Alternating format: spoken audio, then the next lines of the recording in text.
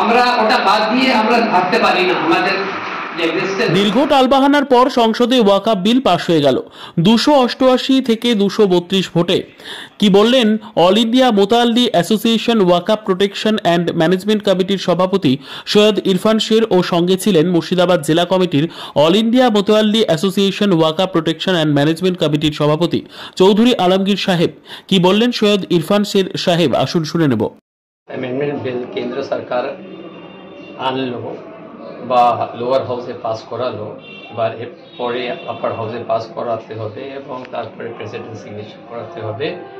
কিন্তু আমরা আপনাদেরকে বলতে চাইছি, আমার যে বক্তব্যটা সেটা শুধু মুসলিম সমাজের জন্য না, কিন্তু সব ধর্মের সমাজের জন্য।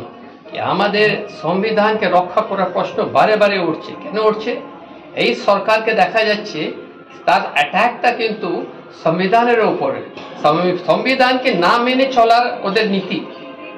যারা জানে, শিক্ষিত লোক এবং সমস্ত ধর্মের লোক, যদি ওই ওয়াকফ বিলটা উনি একবার পড়েন, যে আমি লিখে দিয়েছি, জানিয়ে দিয়েছি স্পষ্টভাবে কি এনারা উল্লঙ্ঘন কোথায় কোথায় করছেন আমাদের কনস্টিটিউশনকে ভায়োলেশনটা কোথায় কোথায় হচ্ছে।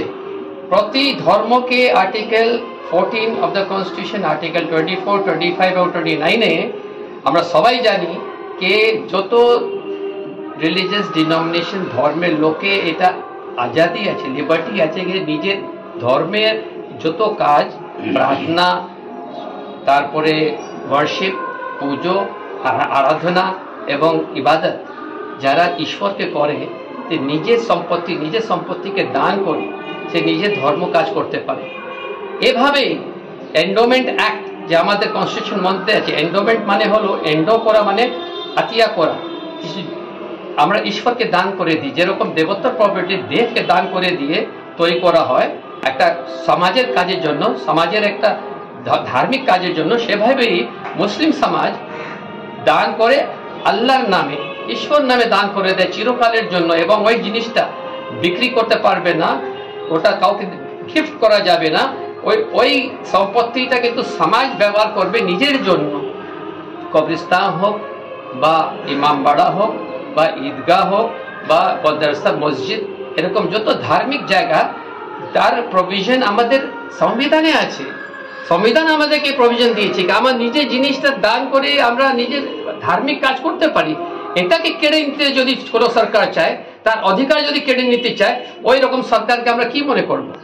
ওই সরকারটা কিন্তু যা কাজ করতে যাচ্ছে, কিন্তু এটা খুবই সাংঘাতিক ব্যাপার। আমরা তার বিরুদ্ধে আন্দোলন করব যত পর্যন্ত সরকার এই বিলটাকে না উইথড্র করে, না শেষ করে দেয়। কেন আমাদের রাইট সেখানে ইনফ্রিঞ্জ হচ্ছে। আমাদের সমাজ, মুসলমানদের সমাজের রাইটটা কিন্তু সরকার কেড়ে নিতে পারে না। কিভাবে? ওয়াকফ বোর্ডের অধিকার যে ছিল, ওয়াকফ বোর্ড একটা বোর্ড আছে, এটা স্ট্যাটুটরি বডি আছে, যেখানে গভর্নমেন্ট নিজের নমিনেটেড মেম্বারদেরকে দেয়। সেটা কোনো প্রাইভেট বডি নেই, এটা আমাদের সমাজের বডি নেই। আমরা ওয়াকফ বোর্ডকে তৈরি করি না, সরকার নিজে তৈরি করে। যদি কোনো রকম কারাপশন আছে ওয়াকফ বোর্ডে, তো সেটার জন্য সরকার দায়ী আছে, তাই সরকার রেসপন্সিবল। কিন্তু আমাদের রাইট যে আছে, মুসলিম সমাজের রাইট আছে, সেটা যে সে নিজের ধর্মের জায়গায়, ধার্মিক সংস্থায় নিজের ইবাদত করবে, পুজো আরাধনা করবে, সেটা রাইট আপনি আমাদের থেকে কেড়ে নিতে চাইছেন। সেখানে এরকম সরকারকে কি বলা যাবে? আজ পর্যন্ত স্বাধীনতা পরে কোনো দিন এরকম কোনো সময় হয়নি কোনো রকম সরকার কাজ করেনি যে এই সরকারটা করতে যাচ্ছে। তার জন্য আমরা কিন্তু আওয়াজ উঠাচ্ছি, আমরা প্রতিবাদ করব, আন্দোলন করব পুরো দেশের মধ্যে। আর যত অন্য যত জাতির লোক আছে, সবারই কিন্তু ফ্রিডম আছে, লিবার্টি আছে।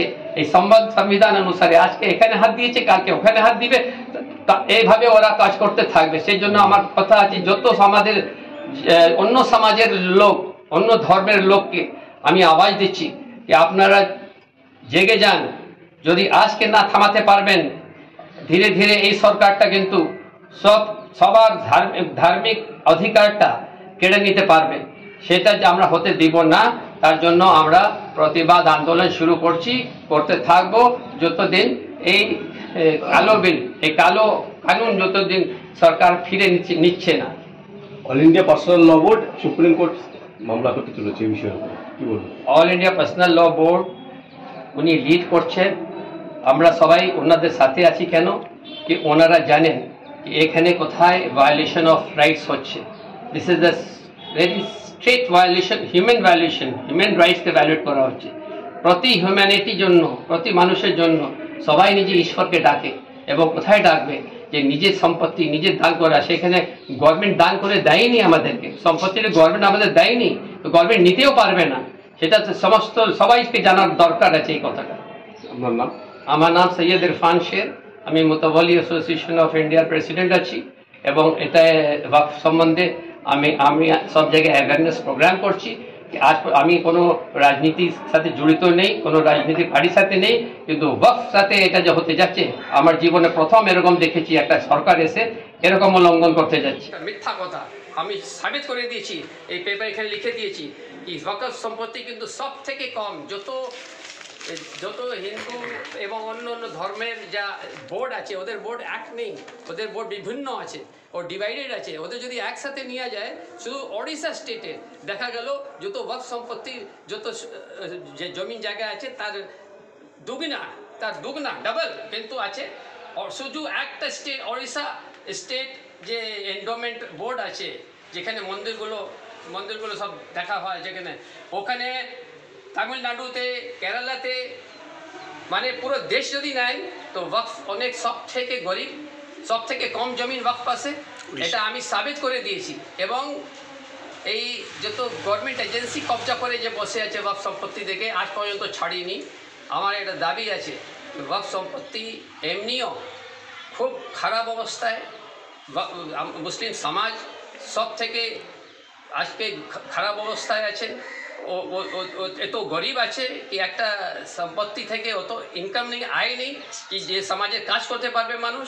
বেশিরভাগ তো সব রুরাল এরিয়াতে এগ্রিকালচারাল ল্যান্ড আছে। এগ্রিকালচারাল ল্যান্ডের কী দাম আছে? 50,000 1 লক্ষ টাকা কাঠা তার দাম আছে। তো ওটাকে এরকম প্রোপাগ্যান্ডা করে প্রচার করে এরা দেখাতে চাইছে কি নাকি ওয়াকফ বোর্ড সব জমিনটা কবজা করে এত জমিন নিজের মধ্যে জমা করে নিয়েছে, কিন্তু এটা ভুল ধারণা। এটা মিথ্যা কথা ওপরে একটা ন্যারেটিভ চলাচ্ছে, সেটা সবাইকে জানানো দরকার।